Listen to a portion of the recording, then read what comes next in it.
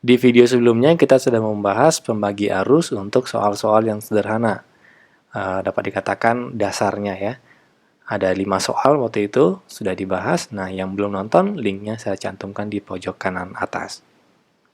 Nah, sekarang kita lanjut ke soal nomor 6 yang lebih kompleks. Soalnya seperti ini. Berapa besar arus I pada rangkaian berikut? Berarti yang ditanya adalah yang ini. Nah, kalau kita lihat dalam gambar ini sudah ada arus yang diketahui, yaitu yang di sini. Ya. Nah, di sini kemudian kita lihat ada 1, 2, 3, 4.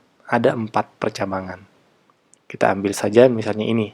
Ini ada cabang A, ini ada cabang B, kemudian di sini ada cabang C, kemudian di sini ada cabang D.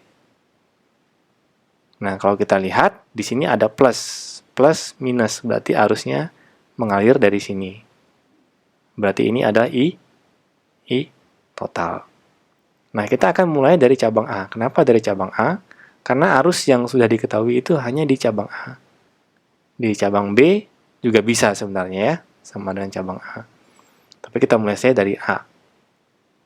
Nah, di cabang A ini kalau kita lihat, gambarnya akan menjadi seperti ini. Nah, berarti ini adalah I total. Berarti ini belum diketahui. Nah, ini I1. Sebut saja I1. Nah, karena 1 ampere dan I1 ini sama-sama arus keluar, maka kita bisa mencarinya dengan cara I1 itu sama dengan tinggal 1 dikali 4, 1 ampere dikali dengan 4 ohm, kemudian dibagikan dengan hambatan yang akan kita cari arusnya, dibagi dengan 2 ohm. Nah, di sini kita dapat nilainya 2, berarti di sini adalah 2 ampere. Nah, dapat nih.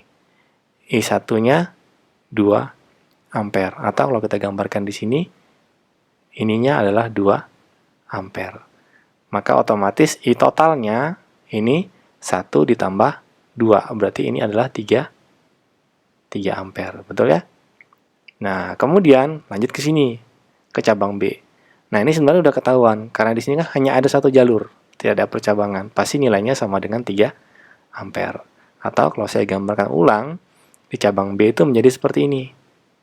Nah, ini 1 ampere, yang ini 4 ohm, kemudian ini 2 ampere, yang ini, nah ini 2 ohm. Nah, berarti kan ini kan masuk, keluar.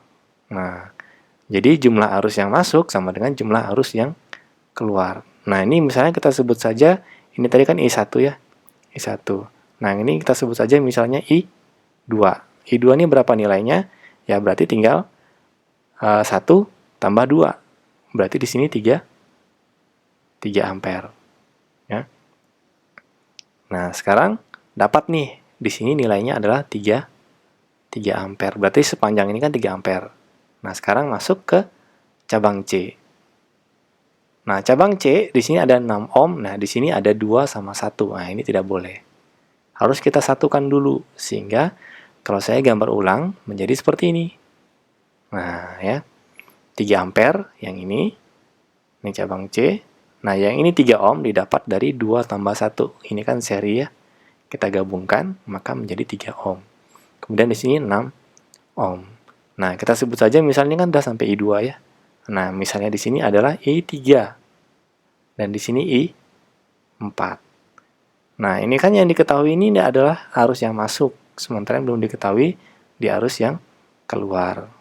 Di arus yang keluar ini sama-sama belum diketahui. Jadi, si 3 ampere ini akan terbagi menjadi 2. Nah, pembagiannya berapa? Kita harus cari dulu perbandingannya ini.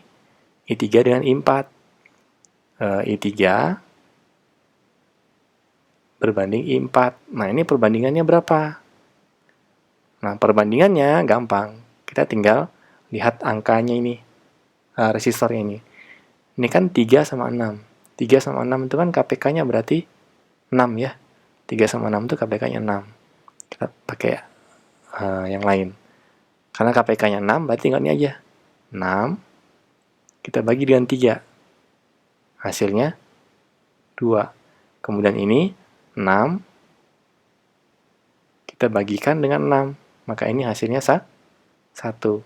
Maka didapatlah bahwa I3 banding I4 itu nilainya 2 banding 1. Nah, karena yang kita cari I3, I1 nih nilainya pasti sama dengan I3 kan ya. I itu nilainya pasti sama dengan I3. Nah, nilai I3 itu tinggal kita lihat dari sini. Oh, I3 itu perbandingannya adalah 2. Dibagi dengan totalnya, 2 tambah 1, 3. Nah, dikali arusnya akan kita bagi itu berapa? Nah, ya, arus yang akan kita bagi itu adalah si 3 ampere ini. 3. Nah, maka nilainya adalah 2 ampere. Dapatlah di sini nilainya 2 ampere. Jadi, ini 2 ampere. Maka karena di sini 2, yang masuk 3, maka otomatis di sini adalah 1 ampere. Jadi, jawabannya I nilainya adalah 2 ampere. Ya, sekian dulu untuk video penjelasan kali ini. Nah, untuk video selanjutnya kita akan membahas soal yang lebih kompleks lagi. Nah, berarti soal nomor 7 ya. Di soal yang ini kan arusnya udah ada yang diketahui nih. Nah, nanti di soal berikutnya bagaimana kalau misalnya arusnya tidak diketahui sama sekali dalam rangkaian. Oke, sampai jumpa lagi di video selanjutnya.